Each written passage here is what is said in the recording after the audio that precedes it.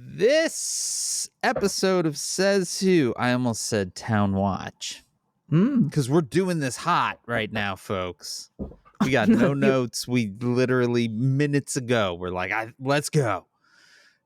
This episode of Says Who is made possible by you through your support of our Patreon at patreon.com/sayswho. That's our Patreon, where pretty much every Sunday we're back. We do this all over again. We do a little thing we call the Town Watch, which is like 30-ish minutes long, a little looser, if you can imagine that.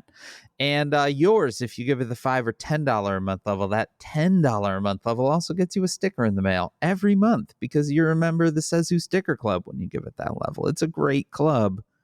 It's good stuff. Patreon.com/sayswho.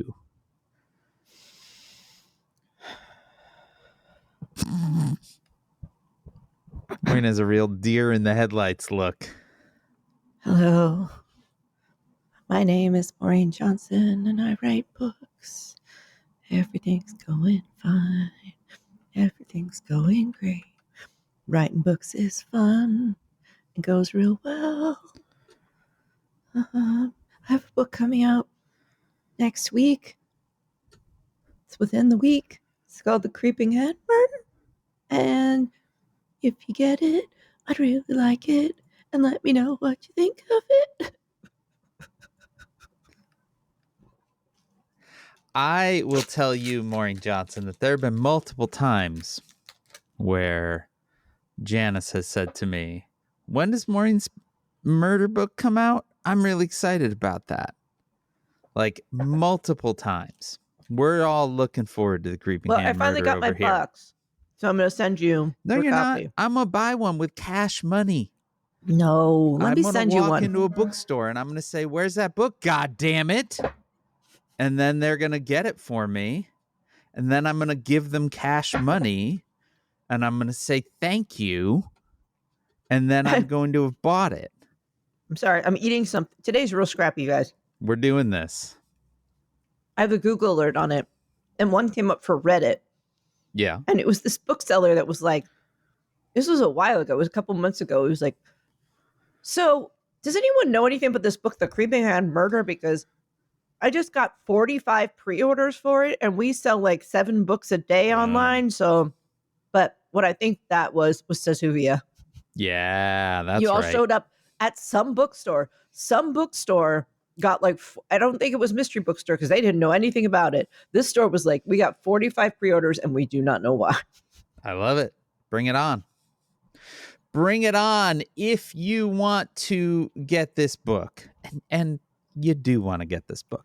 One, support your local bookshop. But you could also go to Kick Bezos in the Balls, our own little bookstore on the internet, where we have it one click. Just click that little thing. We also have a whole bunch of links to books we mentioned on the pod, which was just updated this weekend. So some good books there. You can also always just search for whatever book you want. That's all at kickbezosintheballs.org.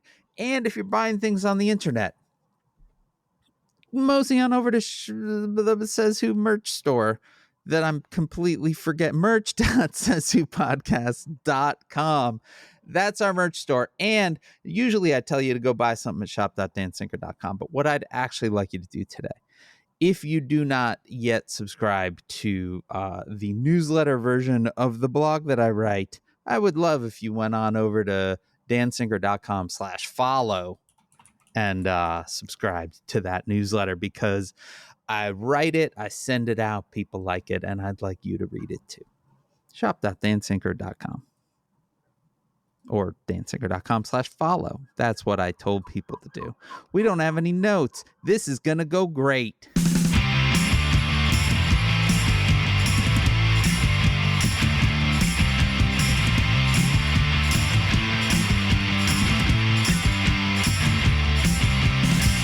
Welcome to Says Who. The podcast is not a podcast. Man, look at that. Mm-hmm. Yeah. Singy-songy. So I think we deserve to... You didn't say it's a coping strategy. It's a coping strategy. I am Dan Sinker. I'm Maureen Johnson. There we go. So a few things. Thing one, it's not the normal day that this episode comes out, though I suppose perhaps this episode will come out later in the day today, and then we're still coming out on a Wednesday. Yeah. I don't know. I'll figure that out. Depends on if I can get it edited in a proper amount of time. But mostly, we're not recording this on our normal Tuesday, and that's because somebody, spoiler alert, it's not me, is on a writing deadline. Mm-hmm. That book's got to get done. How is it going, Maureen Johnson? Here's the thing, Dan. Mhm. Some deadlines, they're like goalposts that are on a limited set of wheels. Okay. The wheels are not infinitely spinning. Yeah. But they have a little bit of field they can move down sometimes. Okay. Sure. And we had moved it to this Wednesday today, and wasn't quite finished. So I was like, I kind of talked to them about what to do. And then basically I have today and tomorrow, and it goes on Friday morning. No problem. Easy peasy. This is lemon they know. Squeezy. Here's the thing, Dan. As a professional writer, yeah. Whenever this happens, I feel a couple things. One, I feel like a giant, like I'm really mad at myself. Okay, perfect. But at the same time, I know I'm working flat out as best I can. Yeah. And at a certain point, you have to say, okay, you have to let go of all your fear and just keep your head down and just keep going. And that is a skill that takes time to learn to cultivate. That's what they say about jumping out of an airplane. Which just head down, push past your fear. Would you ever jump out of an airplane? No. Absolutely Hell no. 100,000% no. Hell no. You know what I would do, though? What? I think I would do like a glider. Where they tow you behind a plane and then they let it go. I think you have to have somebody that knows how to fly a glider in your glider, which I'm fine with. I'd rather someone else fly a thing. I think that would be kind of cool and peaceful because I think it would be very quiet. And you're at least inside a little thing and it feels like you're in an airplane. I would maybe do a glider, but no fucking way am I ever jumping out of an airplane. No. Okay, I'm going to list things and I'm going to see if you're going to do them or not. Okay. Hang gliding. No. Okay. And we've said no to skydiving. Yeah. Indoor skydiving. No, because it just looks goofy. Right. Bungee jumping. Oh God, no. Okay. Largely because at least like skydiving, I actually trust that the people involved are trained and know what they're doing. Bungee jumping is like a teenager or somebody just over their meth addiction running the show over over a cliff. No way. I'm not doing that. The only time I was even remotely tempted by this, and when I say remotely tempted, I mean not going to do it. Okay. We were in England in Cornwall, and there's this kind of, it's like beautiful overlooking the sea. Yeah. And there's kind of a hilly, you're kind of up on the high points looking down at the sea below. It's a precipitous drop down to the bay in the town. Yeah. And floating above us very gently, we just sitting there on the deck, we hear, hello. And there's somebody sitting in this kind of cloth cradle. Okay. And it's like you're sitting in a seat, but you have like a silk thing overhead. It's not like the standard laying down like you think of. Okay. Like the hang gliding. This is more like you softly glide in this chair version of it. Okay. You kind of tick-tock back down to the ground. Okay. And they just kind of drifted tick-tocking over us and went, hello. And they're pretty close. Yeah. They were like 30 feet above us, and we're like, hi, hello, and then tick, tick, tick, softly down towards the water. I don't know about that. You know what I would do is hot air ballooning. Hell no. I think I would do that. I think I would do it, and then I would get in the basket and have a complete meltdown. I mean, very possibly, yes. Me too. But I'd spend the whole time on the floor of the basket. when a few years ago now, we went to an excellent Denver area water park called Water World. And one of the best things about Water World is that they have two like raft slides that actually go into dark spaces, and they have like audio animatronics and shit. And one of them is called Journey to the Center of the Earth, and they have very, very cheap like audio animatronic dinosaurs. And it's a very large raft. And there has been sort of among Janice's family, we have gone to Waterworld numbers of times, and there's sort of a running joke of us overloading a raft at Journey to the Center of the Earth. And usually you're kind of scraping along the bottom and everything like that. But the last time we went, which was now a few years ago, the little one was finally old enough to do it. And he, similar to you in a hot air balloon, realized only after the fact that he did not want to be doing this. Yeah. And so he just crawled into a fetal position and lay in the center of the raft with his eyes closed for the entire ride, which honestly I think was 10 times more terrifying that way. And we kept trying to point out to him that it was a lot scarier that way, but he was not having it. Dan, I live in an elevator building. I take an elevator a substantial number of floors to get to my home multiple times a day. And I don't think twice about it. However, you get me in one of the big old skyscrapers in New York. Yeah. The, top of the rocks, the Empire State Buildings. Yeah. I do not like those elevators. Okay. They give me, I think about the fact that we're in this like doom shaft. I think it's because at one time I saw, like, I looked down into there's like, they have grating in front of it, but you can kind of look into the shaft and you could see the shaft area. And I kind of went insane looking into it. I'm like, oh. So, Oscar's here. He looks confused. He's backing up. We're recording Says Who. Do you want to come and say hello to everyone, Oscar? Come in. Don't be shy. He didn't. He's like, well, who is she talking to on Wednesday? It's understandable. He walked in and was like, what's this? What's going on here? But one time for a book, I had to go to the Top of the Rock, which is the $30 elevator ride. That's all it is. If you want to know what Top of the Rock is, it's a $30 elevator ride.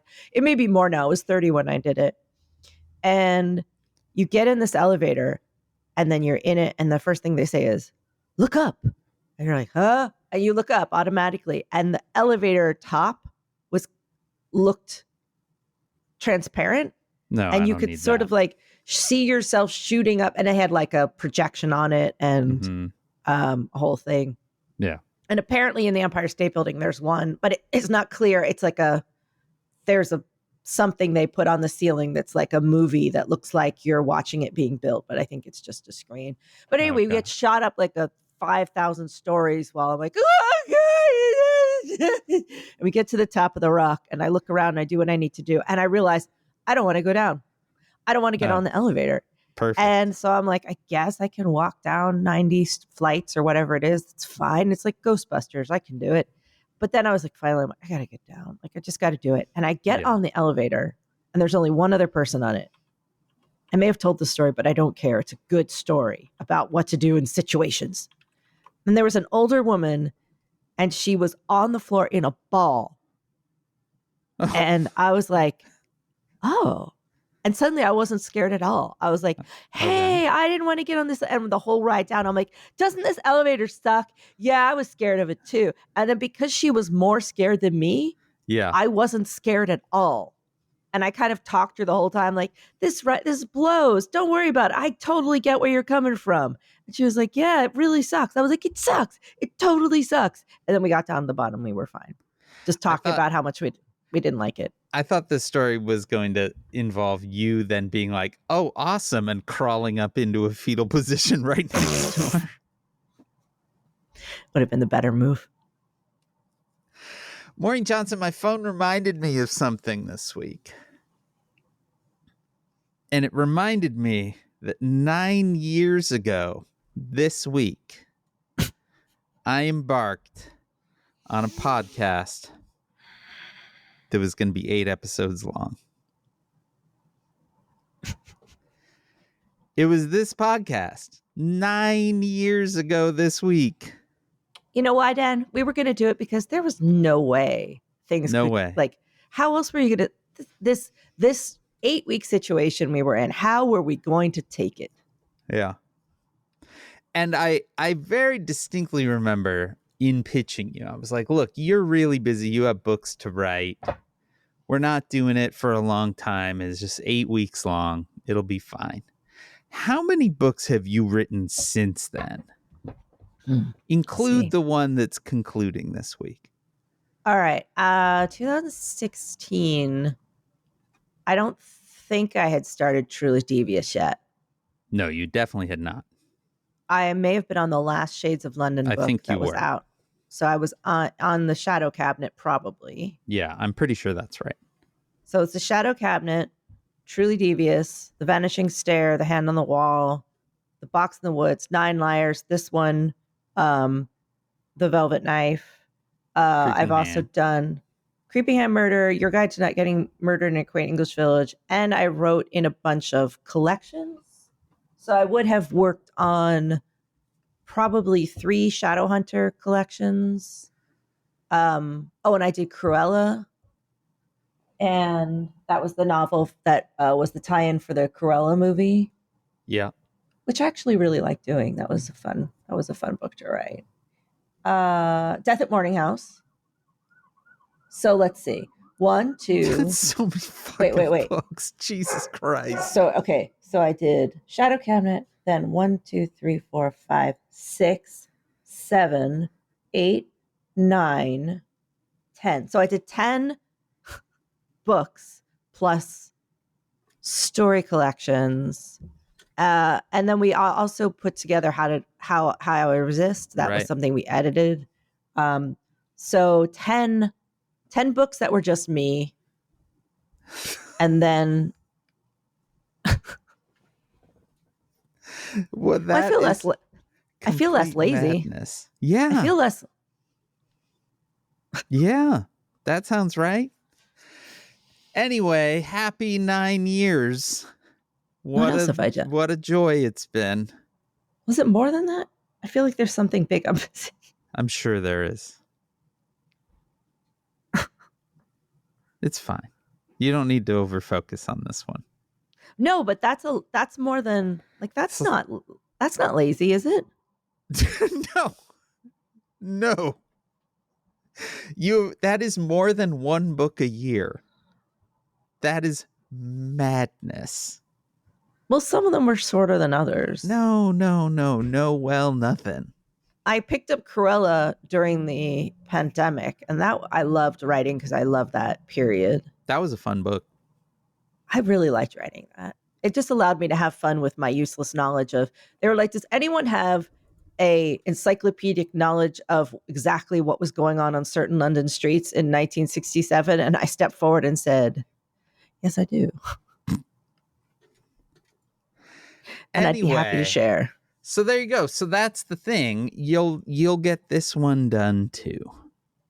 I guess I have done things. You've done a lot of things. For sure. Then why do I feel sometimes like I'm not working hard enough? Because our brains hate us. That's how brains work. That's my theme song for brains.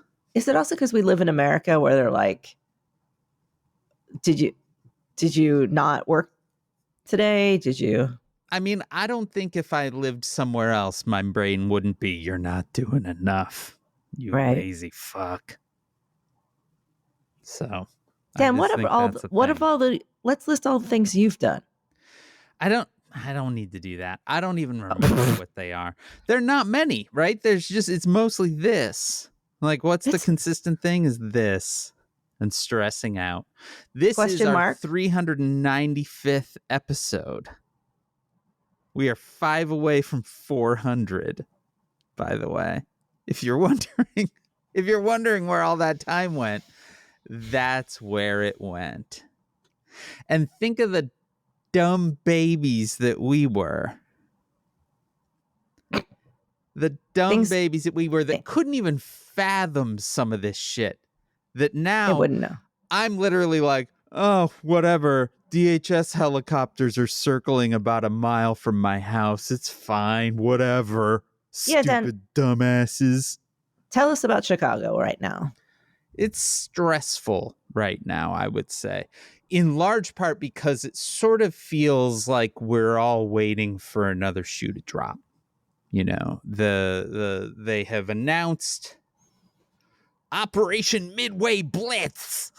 Jesus Christ. Which is 100% a name thought up originally by like a kid in 5th grade playing with his William the Refrigerator Perry G.I. Joe figure and being like, watch out, Cobra Commander, here comes Operation Midway Blitz. They announced it, and everyone's sort of waiting to see what it looks like. Right now, what it looks like, and it's not completely clear why. It seems that they have focused on the close-in suburb of Cicero, which is heavily Latino. But there have been, sort of ICE dropping in and smashing windows and dragging people out of cars in Cicero largely. There have been, sort of actions in the city, but there's nothing on the scale of what we saw in Los Angeles earlier in the summer, or certainly in DC. As far as everyone knows, there are no National Guard troops at this point. They had announced previously that they would be staging them in the Great Lakes Naval Air Base, or not Naval Air Base, Naval Base. But it doesn't seem that they're there right now. So there's sort of this collective feeling of like, is this it? Almost certainly isn't, right? But when is it gonna hit for real? So I live in the first town north of Chicago, and our mayor, who is a friend of friends of yours, the Green Brothers. He's friends with the Green Brothers. Daniel Biss. Our mayor is now running for a congressional seat, and so he has been like on CNN and stuff. And so it seems that they sent us like the city sent an email saying, "Hey, we have good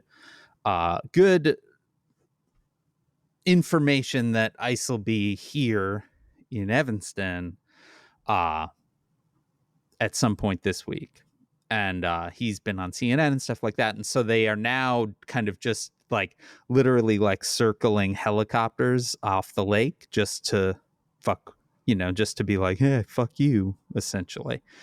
So there's been better times, I would say. But all that said, mm-hmm. There have been regular protests outside the ICE facility in Broadview, which is just outside the city. On the west side, there have been protests at the Great Lakes base.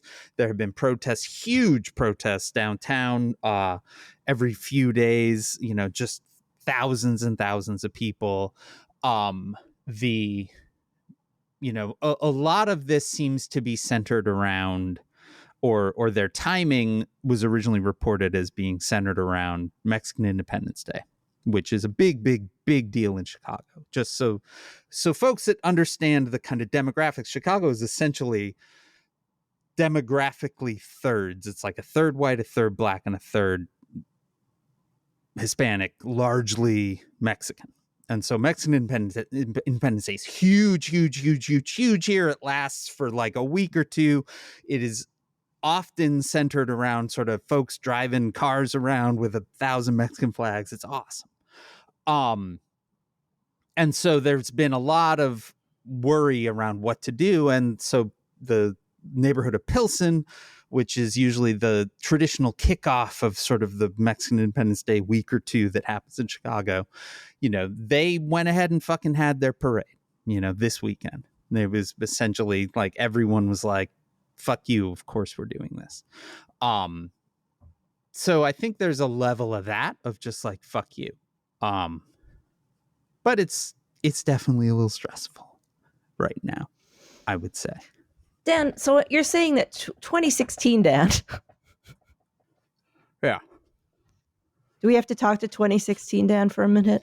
I don't think we need to, but I think that Tell him. I think that Tell any him. of us would be a little bit surprised to learn where we're at now.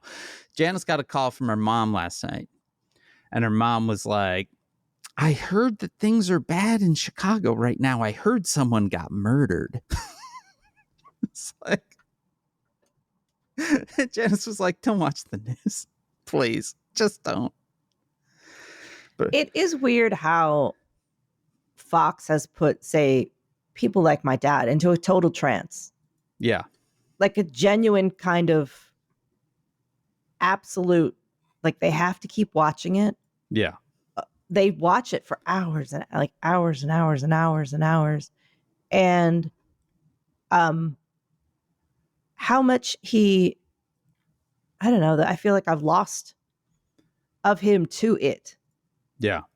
And the things he thinks are going on, the things he thinks about, it's just, I'm not saying anything new. It's just that every once in a while you see the behavior and the loss of it all, just like as their brains are being eaten away by Fox and whatever's being repeated on there. Yeah. And even if something like this week, okay, here, what we usually talk about what's happened this week. Yeah. Well, for example, there's the incredibly weird and creepy Trump birthday letter that I guess the Epstein estate sent over to. They sent over his whole 50-year birthday book to the House Oversight Committee. The Wall Street Journal reported on this very strange letter. Probably a month or two ago? Probably 2 months ago. They were like, it was a while there's this ago. letter in this thing. It's super weird. Well, now we've seen it. And it's weirder. It is than weirder. I imagined it to be. If you haven't seen it, the thing is, it's not explicit in any way. Except Trump's that, thing. okay, yeah, Trump's letter isn't. And yet that's what makes it the creepiest goddamn thing in the world. It is a few weird lines, but they are written within the silhouette of a woman's torso. Yeah. Though woman is maybe giving it more credit than it's worth, because that's the torso of a girl. Like, it's creepy that way. Like, and it's a fake dialogue between the two of them about it's genuinely, it's like the letter written by a serial killer. It is so creepy. Yeah. It is. I'm not being hyperbolic. Everyone that reads it is like, I don't even know what to do with that. Like, it's so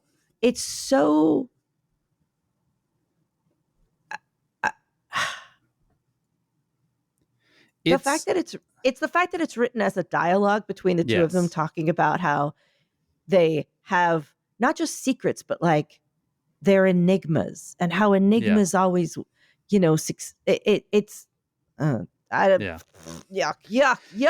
You, I would imagine, have not had the time to peruse more of that book, but I made the mistake yesterday of perusing more of the book, because the House Oversight Committee has now released the whole thing.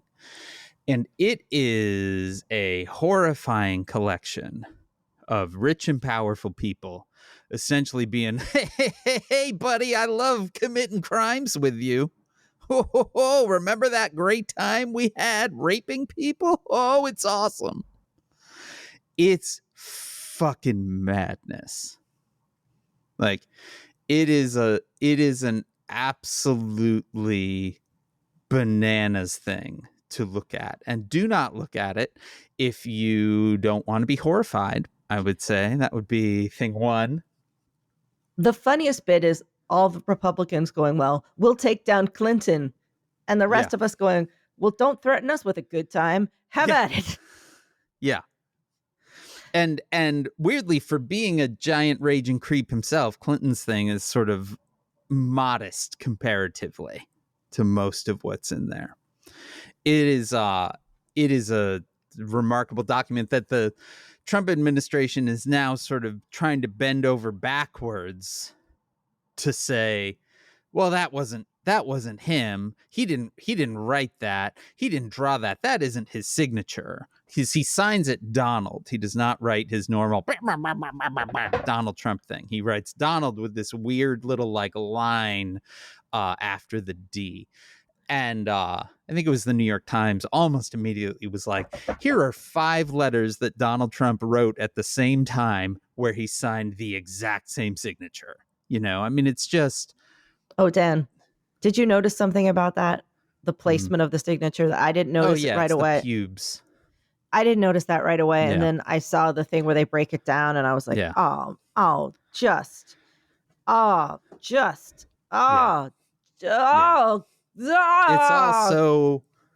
gross. It is all so disgusting. Well, don't worry, Dan, because things are going to get fixed. I got a text this morning.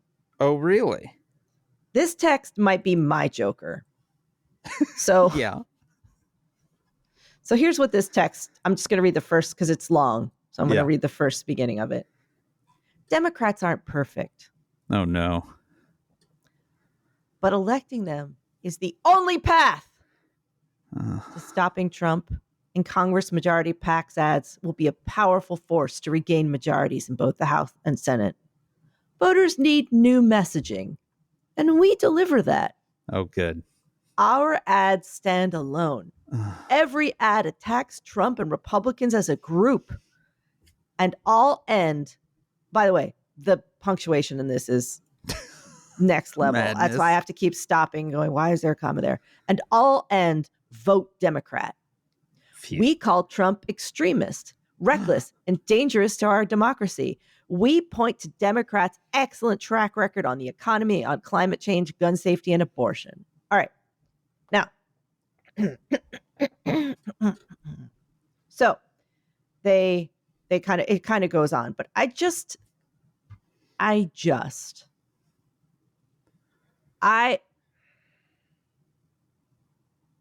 look, motherfuckers. Yes. Few things. One, we know you're not perfect. And if this is one of those, we did a focus group and our people, the same people that we swept in halfway through the Harris campaign to fix what the kids from the basement were doing on TikTok, this same brain trust said, start with an apology. Let them know, hey, look, we're not perfect. Listen, baby, we're not perfect. I feel like it's that scene from the Blues Brothers where Jake is sort of standing there on the ground, and Carrie Fisher is standing over him with a machine gun. He's like, I'm sorry, baby. Except it's far stupider than that. Yeah. Democrats aren't perfect, but we're all you've got, baby. We're baby. There's no other option but us. And guess what? We have a plan. In fact, we know what we did wrong. We didn't put out good enough ads. We're hearing you. Key. What you want are new messages and ads. We got it. Baby, listen to us. We got it. Our ads stand alone. Every ad we make attacks Trump and Republicans as a group. And then at the end of them, we end all of them with vote Democrat. Okay. So we call Trump extremist and we say he's dangerous. And then we point to our excellent track record on the economy, on climate change, gun safety, and abortion. Okay. Few things. Mm-hmm. Let's begin at the end on abortion. Yeah. Not so excellent. How you doing, guys? How you doing with that? Gun safety? Yeah. Perfect. How you doing with that? Exemplary. Now, climate change. Oh, also yeah. A big winner for them. Hey, remember how when kids came in to talk to your office from different groups about climate change, some of you fuckers chased them out, told them off? You know how you take money from groups that fight fight efforts to stop climate change? You know how you're fully in bed with this shit? You know how you've done exactly fuck all? Oh, but your ad said it. Baby, I'm all you've got. Moment. Baby, I'm all you've got. I know what you want from me. You don't want me to do anything. You want me to put out better ads. I got you, baby. Baby, baby, baby, baby, give me $7. Give me $7. Give me $7. Come on, just give me $7 and I'll put out a better ad. Our ads are really good. And every single one of my ads says vote Democrat at the end. So that's, I mean, who the fuck is getting paid to write this shit? What these groups they hire, the dumbest motherfuckers alive. Yeah, they do. The only thing they seem to do is raise money. And I don't know how the fuck they do it with this. The fact that you're now begging me, saying you're all I've got, and what you know I want is a goddamn ad that ends with the word vote Democrat. I am Carrie Fisher. I am standing there with the machine gun. I am looking down. This is my Carrie Fisher in the Blues Brothers moment, with her gleaming eyes as she's holding it.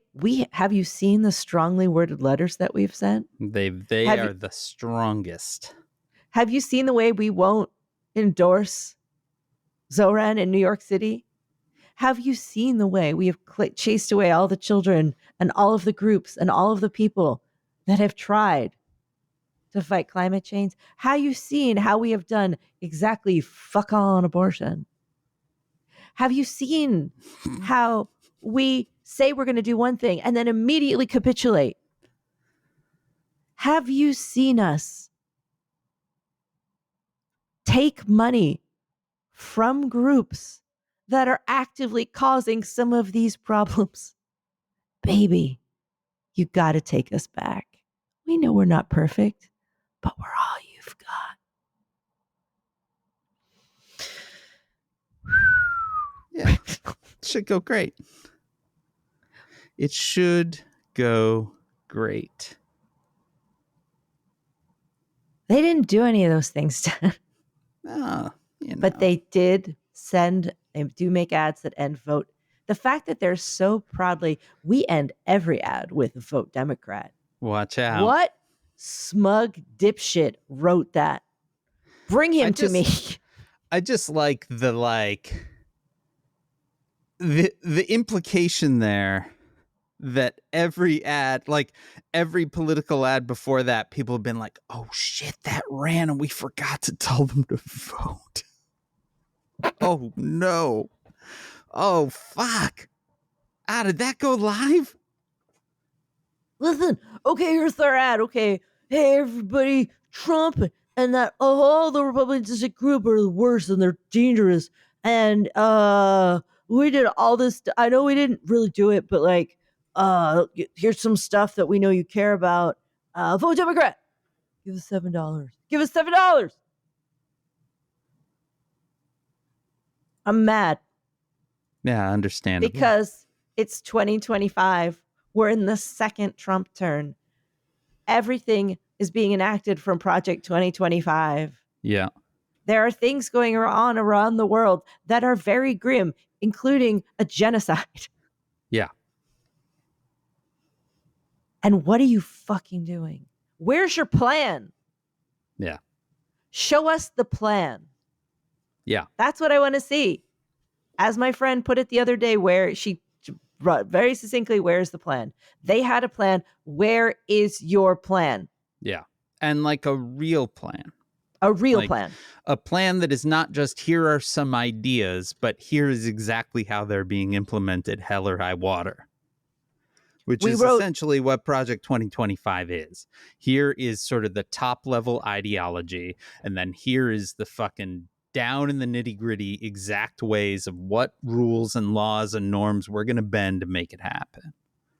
Also, when you actually get a candidate who's out there doing stuff people want and is extremely popular for that reason, and has accurately pointed out the flaws in the current program and has a groundswell of public sentiment behind him that is unprecedented in New York City, where we get nothing but clown mayors.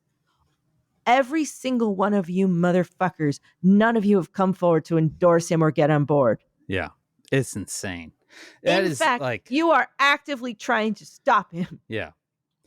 And you have, like, they're actively trying to stop him. But so are the Republicans, right? And you would think even a dumb motherfucker would say, hey, wait a second. Like, Donald Trump is literally having back channel discussions with Eric Adams to get him to drop out of the race so that his votes will go up to Cuomo. He is talking to Cuomo. All of this to make sure that Zoran doesn't win. I think we're the baddies, right? Like, you would think they would realize that. If the Republicans, and if Donald Trump specifically, is angling to get Cuomo as the mayor, then clearly Zoran's doing a lot of things right, and maybe fucking pay attention. And as I've said before, but I mean, there's articles about how there are all these groups now of certain New Yorkers, very, very rich New Yorkers, that are trying to get together and make a scheme to make sure Cuomo was elected. Yeah. The on the ground, what I've seen in New York is only the worst people are upset about, like, our neighbors, our incredibly racist neighbors moved out, citing Madame as a reason. Yeah. But the effort that they're doing clearly means they see Zoran as a threat. They're not doing this for the betterment of New York.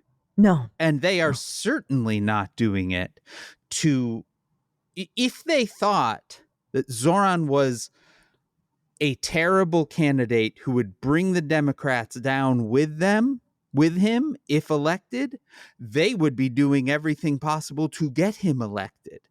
They would not be all this behind the scenes machinations to ensure that he doesn't. They would be like, yes, please fucking clear the decks for that clown, because we want him, because we're going to be able to stick everyone to him and we will glide into the midterms. They see him as a threat. They understand that if he wins at an unprecedented level, which at this point seems to be almost all but certain, that even through the thick fucking skulls of the Democratic establishment, they might realize, oh shit, he had popular messaging and a good way of getting it out. We should maybe do that too. And so they don't want that to happen. Like, it's so plainly clear that they are like, oh shit, by any means necessary, make sure this man does not win, because he is an existential threat to us. I mean, the ad he put out yesterday, which is read by, it's an actor, I think, from the Gilded Age, and it's just got kind of class. It's cheap. The thing is, none of these are expensive. Yeah. It's a couple cameras, and he's reading out quotes from this article about how people in the Hamptons I've lived in New York City a long time, Dan, and I can proudly say I've never been to the fucking Hamptons. Yeah. I've never been there, and I won't go. It wasn't until quite recently that I realized that was an actual place. The Hamptons are, for non-New Yorkers, also what the Hamptons are basically is the Great Gatsby. Okay. That's the Hamptons. Yeah. And they are the beach houses of the rich. Like, it's known for being unbelievably, like, obscenely, insanely wealthy. Yeah. And there's this thing, if you're poor, the poorest way of transporting there, but it's still really nice. It's called the Hampton Jitney. And it's like a beautiful, cool bus that it's like, oh, people take the Jitney out. But obviously a lot of people are going out by, car and helicopter for the weekend. And people in the Hamptons are upset. And so he read some of these quotes about the meltdown they were having in the Hamptons over classical music with a couple paintings behind him. Yeah. It's great. It just points out the problem. Yeah. Yeah. They are remarkably good. So I saw somebody on Blue Sky or whatever be like, we're witnessing the 93 bulls of political messaging right now. Like, they're just very, very, very good at what they do.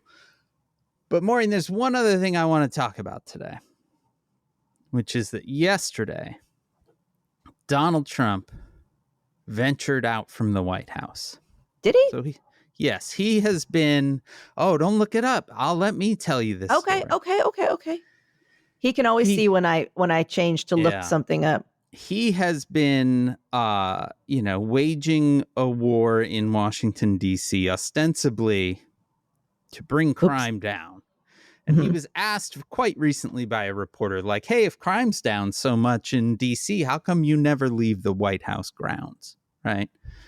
And so yesterday, in what seemed to be quite a hastily assembled outing, he and Hegseth and Marco Rubio and J.D. Vance all went a full block from the White House to a steakhouse to have dinner. And almost immediately, in the steakhouse, to their fucking faces, they were heckled and chanted at. He was called the Hitler of our time. And we're not talking about like, oh, marching down the street. We are talking about in the fucking room, shooting video. He's standing there looking sort of panicked and doing his weird kind of T-Rex arm thing. And while people are literally yelling in his face. It was awesome. I want to see that. It sounds great. He is a fucking pariah in his own city. Like, he can't go anywhere. He tried to go to the U.S. Open. He went to the U.S. Open and got booed. He's supposed to go to a Yankees game this week, which should be real good. I might, if he's, that's almost, I'm like, yeah, fuck it. I'm going to the ball game. He is wildly unpopular and he can't go anywhere. He can't do anything. And the thing to me that's most remarkable about this is that this was just people, right? And that's the thing to me. So my Joker moment earlier this week was a video that went viral in Chicago that was a video of a bunch of salt trucks, municipal salt trucks, lined up on the side of the road. And the video basically attributed those salt trucks to, I've seen both the mayor and the governor in different videos, lining them up to keep ICE out of Chicago, which is not true. The video is of salt trucks that ring the park that the Taste of Chicago is held in. The city uses salt trucks as sort of portable infrastructure for various summer festivals. Lollapalooza gets ringed by salt trucks as well. Part of that is to keep it, because these things are on very busy streets, so cars don't accidentally end up in there. But it's largely because they are walls, right? And then you have to go through the entrance booth and pay your money to get in. You can't just sneak in some other way. Most notably, they are also used against protesters by kettling them in. It happened all the time during the BLM stuff, that sort of thing. These are not the fucking Department of Streets and Sands knights riding in to save the day, right? At the same time that this video was going everywhere. I mean, I saw it so many fucking times. I thought I was going to lose my goddamn mind. I started responding to people when I saw it in their like Instagram stories and being like, this isn't true. And I did it probably 24 times in one day. Meanwhile, there are actual humans standing outside the fucking Broadview ICE Detention Center, standing outside the Great Lakes Naval Base, marching down Michigan Avenue. Like there was, and as I said earlier, having the fucking Mexican Independence Day parade in Pilsen, right? Like real fucking brave shit. And it's us. It's people doing it, right? the fucking mayor and the governor of Illinois have done great messaging. I am appreciative of them. They are not sending out fucking city infrastructure to block ICE. They are not fucking, the cops are going to be the cops, right? Mayor Johnson, who is a super progressive, like did the kind of Zoran thing before Zoran, he did, in fact, take city infrastructure, heavy machinery this week. It was to clear out a fucking homeless encampment. So like, that's where we're at. These folks in DC, the folks here in Chicago, it's us. Like, we're the ones that have got to show up. We're the ones that have got to fucking protect people. It is not going to be someone, you know, the mayor doing it. It's just not. Like, that is so much my Joker moment. Well, Dan, that's because you don't have a mayor like we have. When they come here, Dan, who do you think's going to protect us? When they come, Eric Adams is going to be driving their fucking van. Oh, I know. Yeah. And we're waiting for them because we know they're coming. Yeah, I mean, it seems that they're doing us first. Now they're talking about New Orleans, you know, but it's going to be Elections, what it is. That's when they'll be here. Yeah, that's true. That's true. Anyway, Maureen Johnson. 9 years ago, we started this thing. Says Who is made possible by you through your support of our Patreon at patreon.com/sayswho. It's our Patreon where you can do this all over again on a Sunday if you give it the $5 or $10 a month level. That $10 a month level also gets you a sticker in the mail every month because you become a member of the Says Who Sticker Club. Our theme music was recorded by Ted Leo. Thank you, Ted. Our logo is designed by Darth. You can contact us at sayswhopodcast.com on Blue Sky or at sayswho at omfg.town on Mastodon. You can always email it, hey, that's HEY at sayswhopodcast.com. Join the discussion on Facebook at /group/sayswhovians. Our Facebook group is moderated by Janice Dillard. You can also join the fan run Discord server. It turns out, Maureen, that I don't need to look at these notes. I know this you all can just in my brain. The fan run Discord server, tinyurl.com/sayswho Discord. Whatever you do, leave stars and reviews on Spotify, YouTube, Apple Podcasts, or wherever it is that you listen.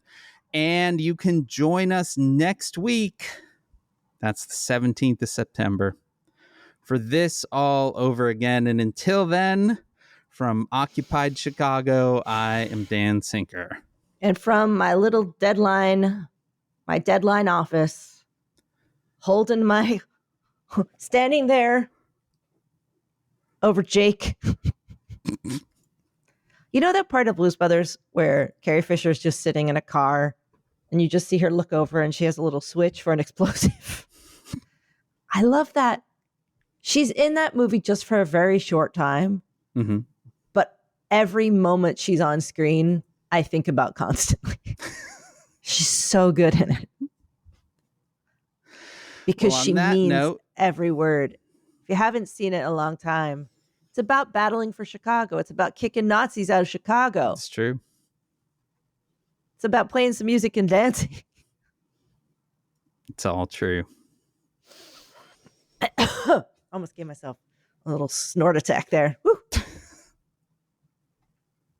I'm sure things will be fine by next week. I'm Maureen Johnson. Goodbye. This has been Says Who. I gotta go brush my hair. Get back to writing. Bye. Bye.